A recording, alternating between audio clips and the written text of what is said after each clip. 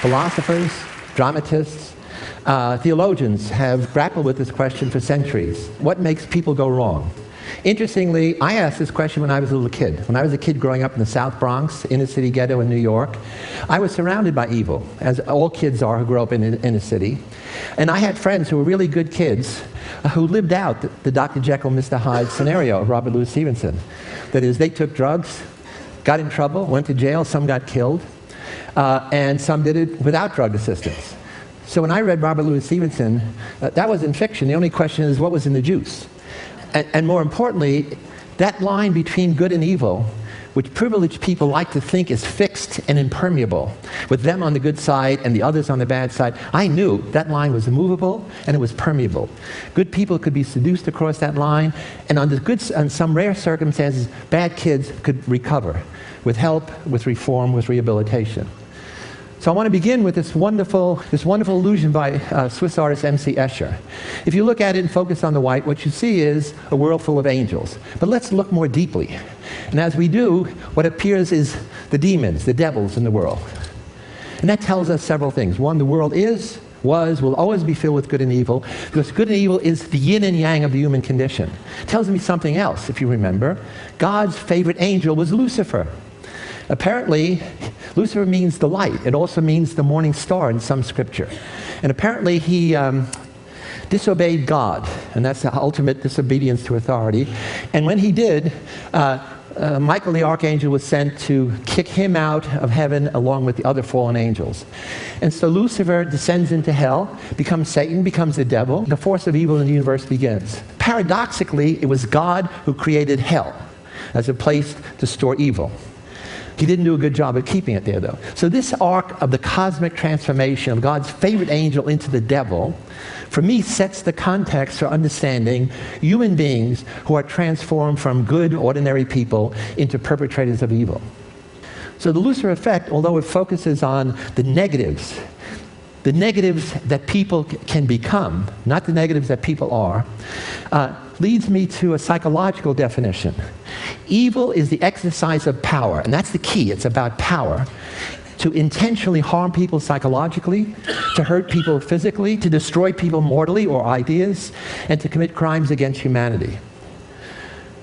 If you Google evil, a word that should surely have withered by now, you come up with 136 million hits in a third of a second. A few years ago, I'm sure all of you were shocked, as I was, with the revelation of American soldiers abusing prisoners in a strange place, in a controversial war, Abu Ghraib in Iraq.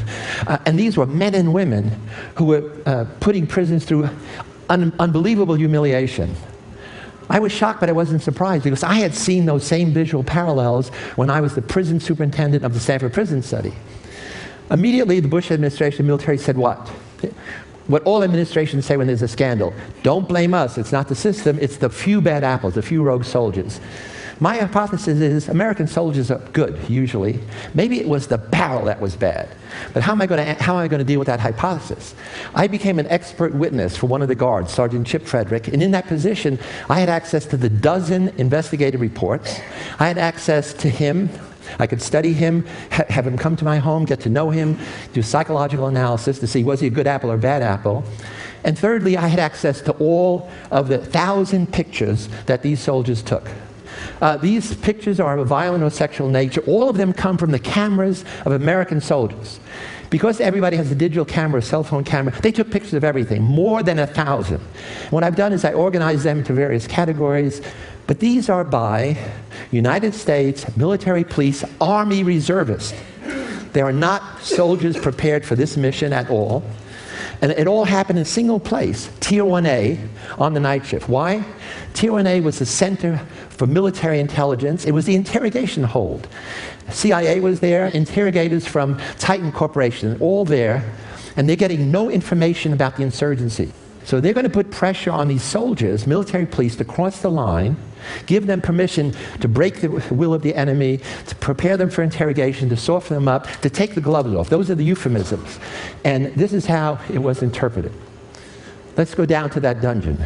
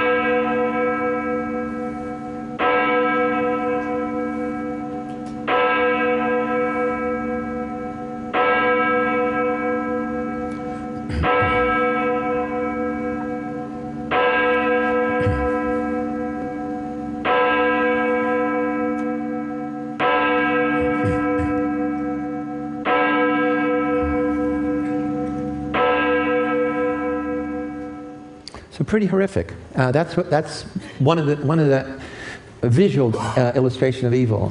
And it should not have escaped you that the reason I paired the prisoner with his arms out with Leonardo da Vinci's Ode to Humanity is that prisoner was mentally ill.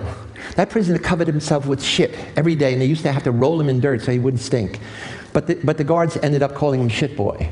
What was he doing in that prison rather than in some mental institution? In any event, here's former Secretary of Defense Rumsfeld. He comes down and says, I want to know who was responsible. Who are the bad apples?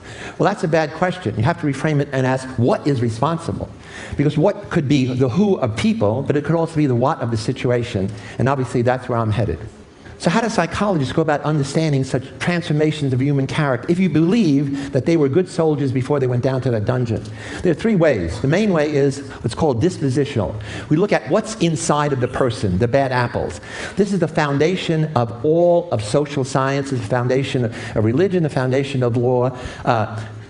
Social psychologists like me come along and say, yeah, people are the actors on the stage, but you'll have to be aware of what the situation is. Who are the cast of characters? What's the costume? Is there a stage director? And so we're interested in what are the external factors around the individual, the bad barrel. And social scientists stop there, and they miss the big point that I discovered when I became an expert with Abu Ghraib. The power is in the system. The system creates the situation that corrupts the individuals. The system is the legal, political, economic, cultural background. And this is where the power is of the bad barrel makers. So you want to change the person, you got to change the situation. You want to change the situation, you got to know where the power is in the system. So the Lucifer effect involves understanding human character transformations with these three factors. And it's a dynamic interplay. What do the people bring into the situation? What does the situation bring out of them? And what is the system that creates and maintains that situation? So my book, The Lucifer Effect, recently published, is about how do you understand how good people turn evil, and it has a lot of detail about what I'm going to talk about today. So Dr. Z's Lucifer Effect, although it focuses on evil, really is a celebration of the human mind's infinite capacity to make any of us kind or cruel, caring or indifferent, creative or destructive, and it makes some of us villains. And the good news story that I'm going to hopefully come to at the end is it makes some of us heroes. This is a wonderful cartoon in the New Yorker, which really summarizes my whole talk. I'm neither a good cop nor a bad cop, Jerome. Like yourself, I'm a complex amalgam of positive and negative personality traits that emerge or not, depending on the circumstances. This is a study some of you think you know about, but very few people have ever read the story. You watched the movie. This is Stanley Milgram, little Jewish kid from the Bronx, and he asked the question, could the Holocaust happen here, now? People said, no, that's Nazi Germany, that's Hitler. That's 1939. He said, yeah, but suppose Hitler asked you, would you electrocute a stranger? No way, not me, I'm a good person. He said, why don't we put you in a situation and give you a chance to see what you would do? And so what he did was he tested 1,000 ordinary people, 500 New Haven, Connecticut, 500 Bridgeport. And the ad said, psychologists want to understand memory. We want to improve people's memory, because memory is a key to success, okay? We're going to give you $5, $4 for your time. And he said, we don't want college students, we want men between 20 and 50, in the latest studies they ran women, ordinary people, barbers, clerks, white-collar people. So you go down, and one of you is going to be a learner, one of you is going to be a teacher. The learner is a genial middle-aged guy. He gets tied up to the shock apparatus in another room. The learner could be the middle-aged, could be as young as 20. And one of you is told by the authority, the guy in the lab coat, your job as teacher is to give this guy material to learn. Gets it right, reward him. Gets it wrong, you press a button on the shock box. First button is 15 volts. He doesn't even feel it. That's the key. All evil starts with 15 volts. And then the next step is another 15 volts. The problem is, at the end of the line is 450 volts. And as you go along, the guy is screaming, I got a heart condition, I'm out of here.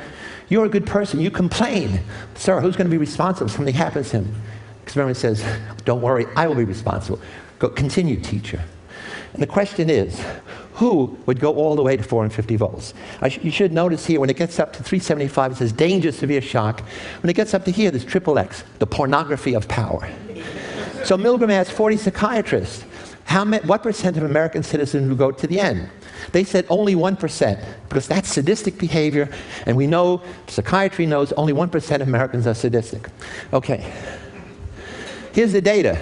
They could not be more wrong. 2/3 go all the way to 450 volts. This was just one study. Milgram did more than 16 studies. And look at this. In study 16, where you see somebody like you go all the way, 90% go all the way. In study 5, if you see people rebel, 90% rebel. What about women? Study 13, no different than men. So Milgram is quantifying evil as to the willingness of people to blindly obey authority, to go all the way to 450 volts. And it's like a dial on human nature. A dial in the sense that you can make almost everybody totally obedient, down to the majority, down to none. So what are the external parallels? All research is artificial. What's the validity in the real world? 912 American citizens committed suicide or were murdered by family and friends in Guyana jungle in 1978 because they were blindly obedient to this guy, their pastor, not the priest, their pastor, Reverend Jim Jones. He persuaded them to commit mass suicide. And so he's the modern Lucifer effect, a man of God who becomes the angel of death. Milgram's study is all about individual authority to control people. Most of the time, we are in institutions. So the Stanford Prison Study is a study of the power of institutions to influence individual behavior. Interestingly, Stanley Milgram and I were in the same high school class in James Monroe in the Bronx, 1954. So this study, which I did with my graduate students, especially Craig Haney, we also began with an ad. We didn't have money, so we had a cheap little ad. But we wanted college students for a study of prison life. 75 people volunteered, took personality tests, we did interviews, picked 24, most normal, most healthy, randomly assigned them to be prisoner guard. So on day one, we knew we had good apples. I'm going to put them in a bad situation. And secondly, we know there's no difference between the boys who are going to be guards, the boys who are going to be prisoners. The kids who are going to be prisoners said, wait at home in the dormitories, the study will begin Sunday. We didn't tell them that the city police were going to come and do realistic arrests.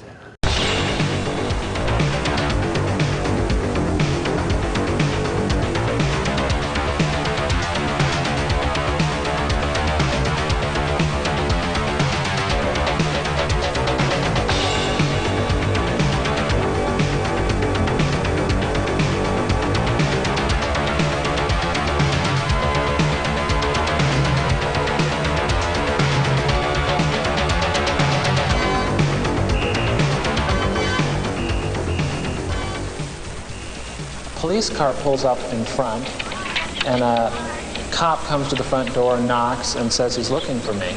So they took me out the door. They put my hands against the car. It was a real cop car. It was a real policeman, and there were real neighbors in the street who didn't know that I was. This was a experiment. And there was cameras all around and neighbors all around. They put me in the car. Then they drove me around Palo Alto. They took me to the police station, the basement of the police station.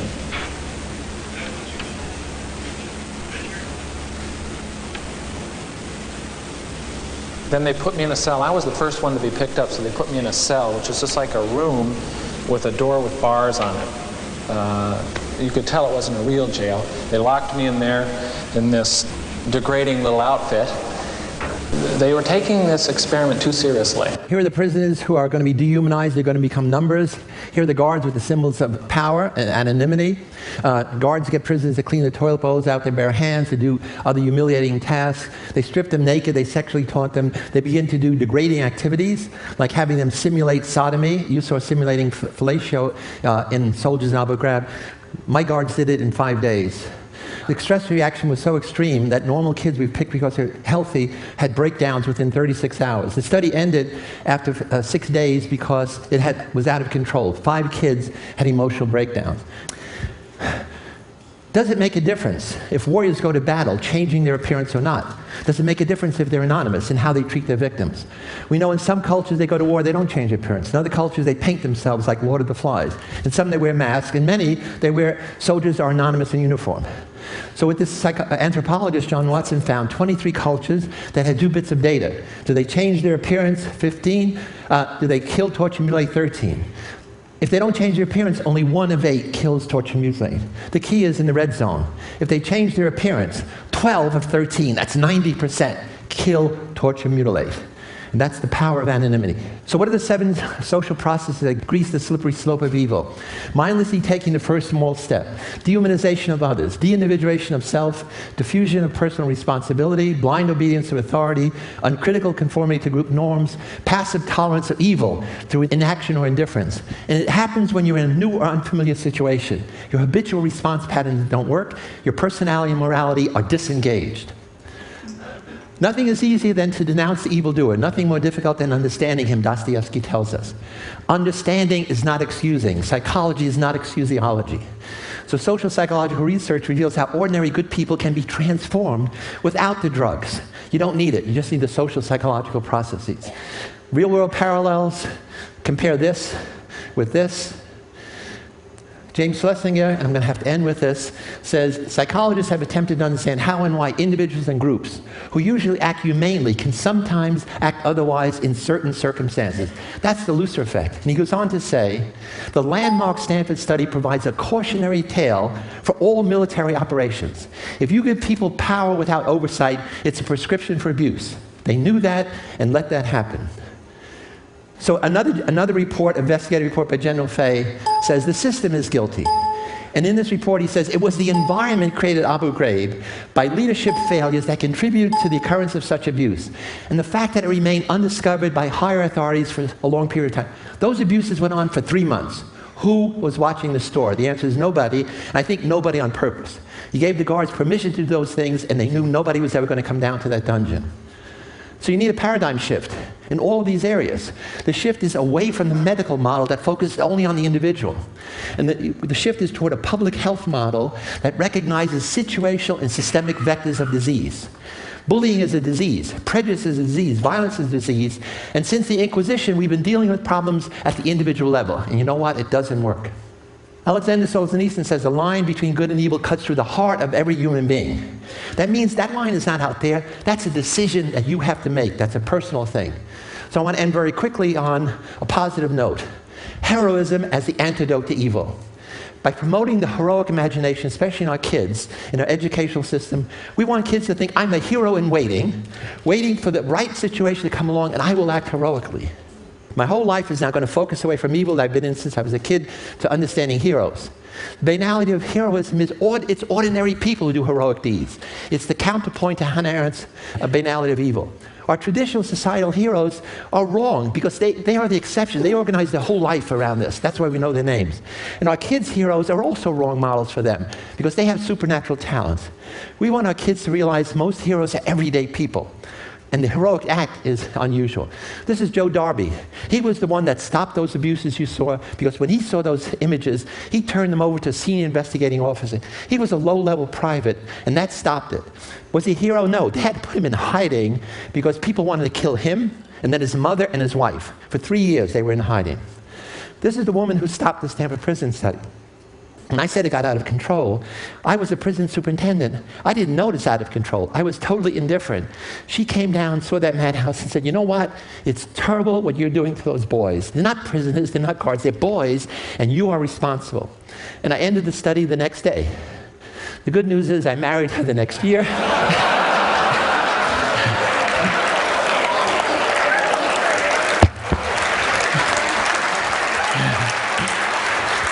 I just came to my senses, obviously. So situations have the power to do the same, but the point is, it's the same situation that can inflame the hostile imagination in some of us that makes us perpetrators of evil, can inspire the heroic imagination in others. It's the same situation, and you're on one side or the other. Most people are guilty of the evil of inaction because your mother says, don't get involved, mind your own business. And you have to say, Mama, humanity is my business. So the psychology of heroism is, we're going to end in a moment, how do we encourage children in new hero courses that I'm working with Matt Langdon, he has a hero workshop, to develop this heroic imagination, this self-labeling, I am a hero in waiting, and teach them skills. To be a hero, you have to learn to be a deviant, because you're always going against the conformity of the group. Heroes are ordinary people whose social action is extraordinary, who act. The key to heroes is two things. You have to act when other people are passive. B, you have to act sociocentrically, not egocentrically. And I want to end with a story that some of you know about Wesley Autry, New York subway hero, 50-year-old African-American construction worker. He's standing on a subway in New York. A white guy falls on the tracks. The subway train is coming. There are 75 people there. You know what? They freeze. He's got a reason not to get involved. He's black, the guy's white, and he's got 2 little kids. Instead, he gives his kids to a stranger, jumps on the tracks, puts the guy between the tracks, lays on him. The subway goes over him. Wesley and the guy, 20.5 inches height. The train clearance is 21 inches. A half an inch would have taken his head off. And he said, I did what anyone could do, no big deal to jump on the tracks, and the moral imperative is, I did what everyone should do. And so one day, you will be in a new situation. Take path 1, you're going to be a perpetrator of evil. Evil meaning you're going to be Arthur Anderson, you're going to cheat, or you're going to allow bullying. Path 2, you become guilty of the evil of passive inaction. Path 3, you become a hero. The point is, are we ready to take the path to celebrating ordinary heroes, waiting for the right situation to come along to put heroic imagination into action? Because it may only happen once in your life. And when you pass it by, you'll always know, I could have been a hero, and I let it pass me by. So the point is thinking it and then doing it. So I want to thank you, thank you, thank you. Let's oppose the power of evil systems at home and abroad. And let's focus on the positive. Advocate for respect of personal dignity, for justice and peace, which sadly our administration has not been doing. Thanks so much.